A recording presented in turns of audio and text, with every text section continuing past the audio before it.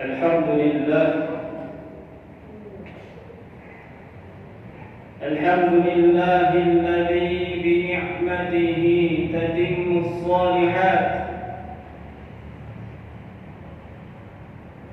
أشهد أن لا إله إلا الله وحده لا شريك له، وأشهد أن محمدا عبده ورسوله صاحب الكرامات والمعجزات، وعلى آله وصحبه ومن سار على نهجه إلى يوم النهاية. أما بعد، فيا أيها الإخوة رحمني ورحمكم الله، اتقوا الله اتقوا الله اتقوا الله وقولوا قولا سديدا يصلح لكم أعمالكم ويغفر لكم ذنوبكم، ومن يطع الله ورسوله فقد فاز فوزا عظيما. قال الله تعالى في كتابه الكريم وهو أصدق القائلين: والذين جاهدوا فينا لنهدينهم سبلنا وإن الله لمع المحسنين. وقال حبيبنا نبينا محمد صلى الله عليه وسلم في حديث فيما معناه: من خاف أدلج ومن أدلج بلغ المنزل، ألا إن سلعة الله الغالية، ألا إن سلعة الله الجنة، أو كما قال رسول الله صلى الله عليه وسلم. Hadirin jamaah salat Jumat Masjid Darus Shalihin yang sama-sama mengharapkan ridha Allah Subhanahu wa taala, mudah-mudahan kehadiran kita pada hari ini di masjid yang mulia ini betul-betul menjadikan asbab Allah Subhanahu wa taala ridha kepada kita semuanya. Amin. Hadirin rahimani wa rahimakumullah, pada kesempatan kali ini kami ingin menyampaikan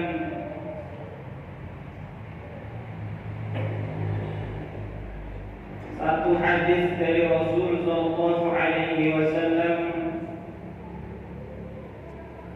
yang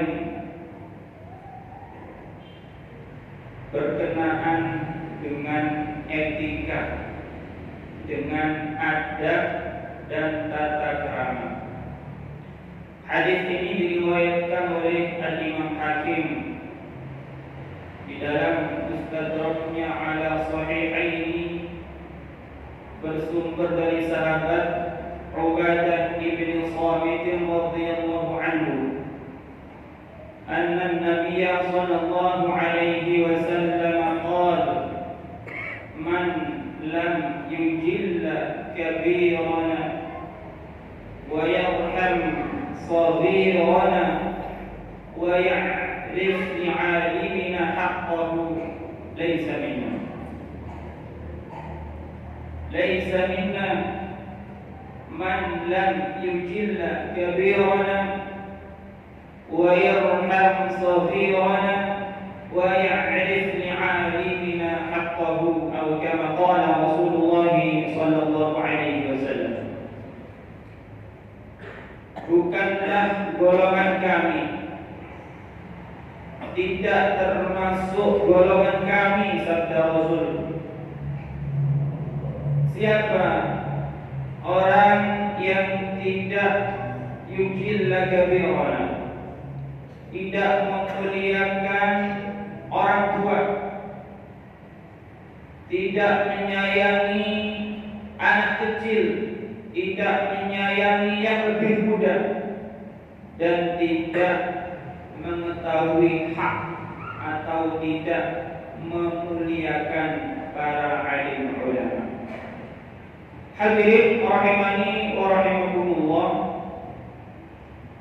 Di dalam hadis ini Rasulullah sallallahu alaihi wasallam mengajarkan kita untuk beretika kepada tiga golongan.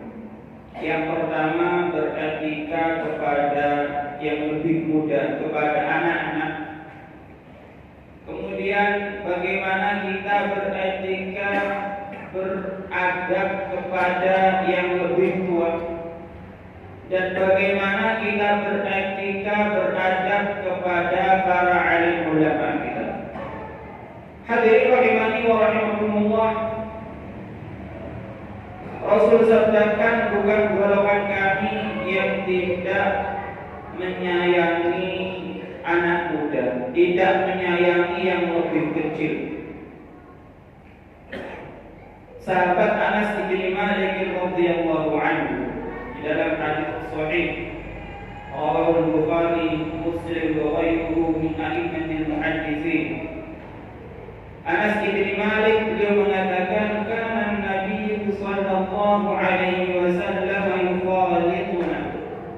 Kana Nabi sallallahu alaihi wasallam la yukhalituna hatta yaqula li akhin saghir li ya Aba Umair ma fa'ala al-ghayr, atau kama qala Rasul sallallahu alaihi wasallam. Sahabat Anas radhiyallahu anhu, salah seorang sahabat yang terkenal,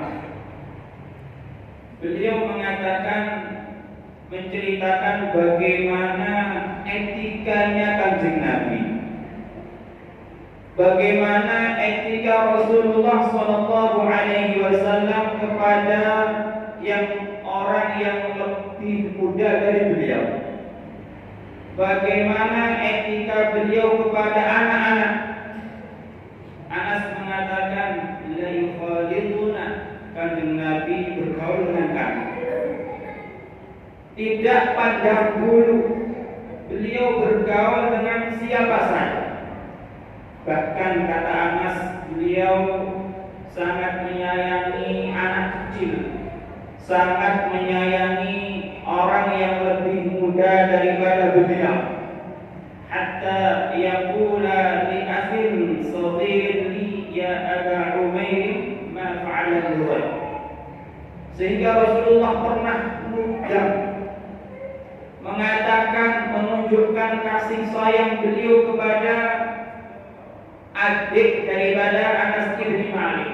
Beliau mengatakan, wahai Abu Umair, apa yang terjadi pada Dubair, salah satu burung peliharaan daripada adik sahabat Anas bin Malik.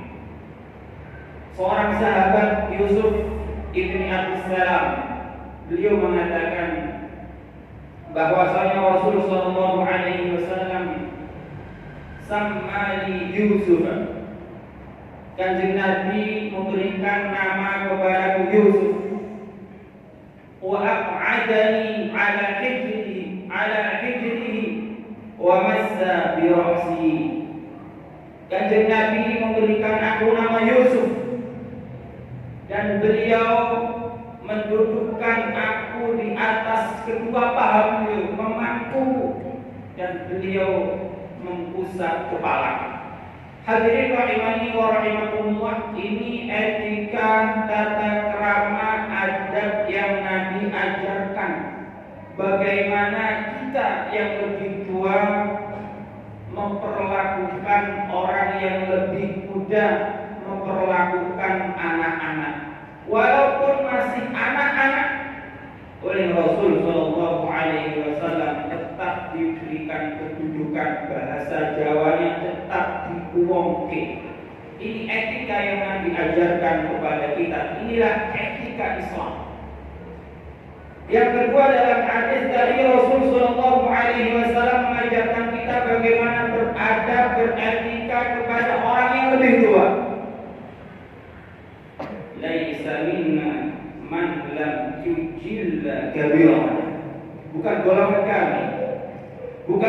termasuk golongan kami orang yang tidak menghormati yang lebih tua. Sahabat Abu Hurairah radhiyallahu anhu meriwayatkan satu hadis. Hadis ini termaktub di dalam Sunan Abi Dawud dan kitab yang lainnya. Anna Nabiyya sallallahu alaihi wasallam qala inna min ijlalillahi ta'ala ikraman syaibatil muslimin. Sungguh termasuk dari mengagungkan Allah, termasuk dari meninggikan Allah Subhanahu wa taala adalah menghormati orang beruban, orang Islam yang sudah beruban, menghormati orang yang lebih tua. Di dalam hadis yang diriwayatkan Al-Imam Tabrani rahimahullah dan para ahli hadis yang lainnya bersumber daripada sahabat Abdullah bin Umar radhiyallahu anhu, anna Nabiy sallallahu alaihi wasallam qala amarani Jibril an uqaddima al-akabir. Jibril sabda Rasul memerintahkan aku, menyuruhku, menasihatiku agar aku mendahulukan orang-orang yang lebih tua daripada orang yang muda, mendahulukan yang lebih tua. Hadirin rahimani wa rahimakumullah, ini etika Islam, ini ajaran Rasul. Alhamdulillah di dalam adat kita bangsa Indonesia, khususnya adat Jawa, etika menghormati orang tua ini memang sudah menjadi satu pelajaran wajib. Kita bisa melihat bagaimana di dalam adat kita Jawa untuk memanggil orang yang lebih tua itu tidak boleh langsung menyebut nama jabal, tidak boleh. Harus dengan menyebut mas, cak, kang, bapak, panjenengan. Ternyata ini ajaran selaras betul dengan ajaran Islam, dengan ajaran Rasulullah Sallallahu Alaihi Wasallam yang rahmatan lil alamin. Walaupun ajaran nenek moyang kita ini yang selaras dengan Islam ini mungkin pada zaman ini sudah mulai ada pergeseran sedikit. Sudah banyak anak-anak muda yang dia jauh daripada tata krama, jauh daripada adab sopan santun, memanggil orang yang lebih tua jabal dengan namanya seenaknya, kon, kamu dan sebagainya. Maka ini perlu menjadi fikir dan PR kita semuanya. Hadirin rahimani wa rahimakumullah, dan ijlal, memuliakan, menghormati orang tua ini termasuk perkara yang dianggap oleh Rasul sebagai pengagungan kepada Allah Subhanahu wa taala. Yang ketiga, di dalam hadis tadi Rasul mengajarkan kita beretika kepada para alim ulama. Laisa minna man lam ya'rif li'alimina haqqahu. Bukan golongan kami orang yang tidak mengetahui kedudukan ulama. Bukan golongan kami orang yang tidak memuliakan para alim ulama.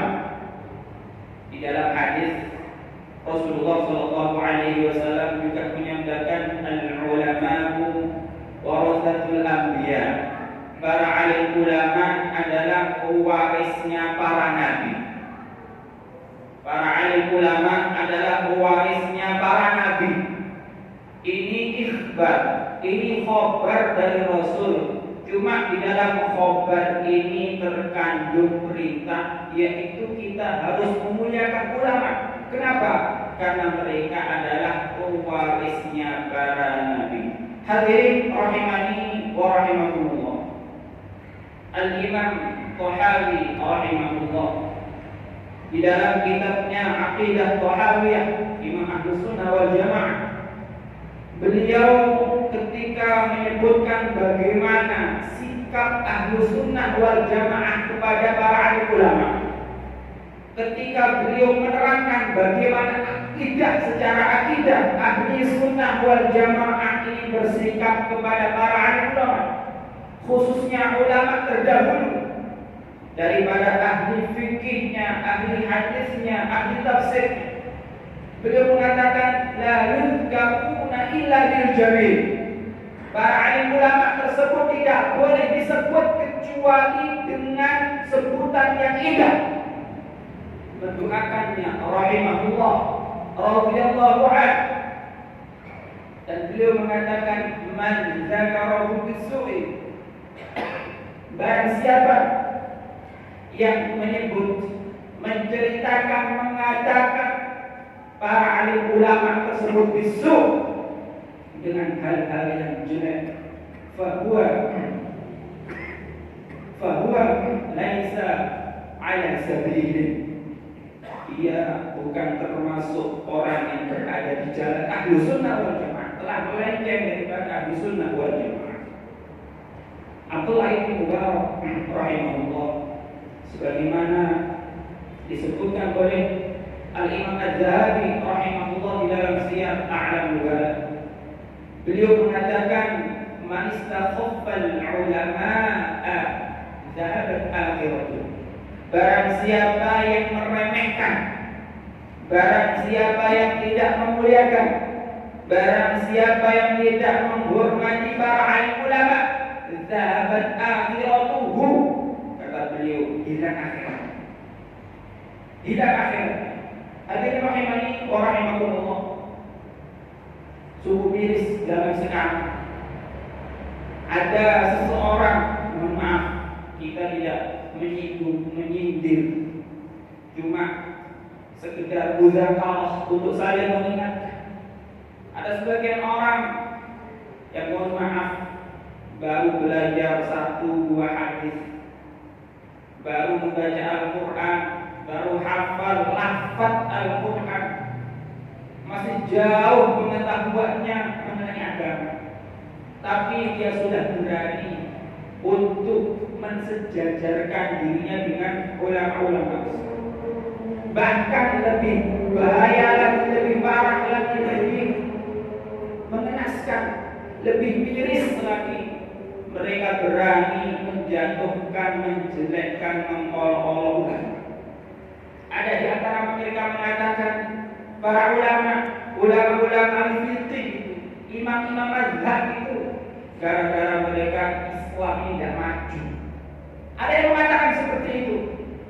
Kita mau bertanya kepada orang-orang ini, apa arti mereka untuk Islam? Apa yang sudah Anda buat untuk Islam? Kalau itu ulama-ulama besar sudah jelas anjurnya untuk Islam. Agama sampai kepada kita, kita tahu agama ini wasilah daripada mereka-mereka.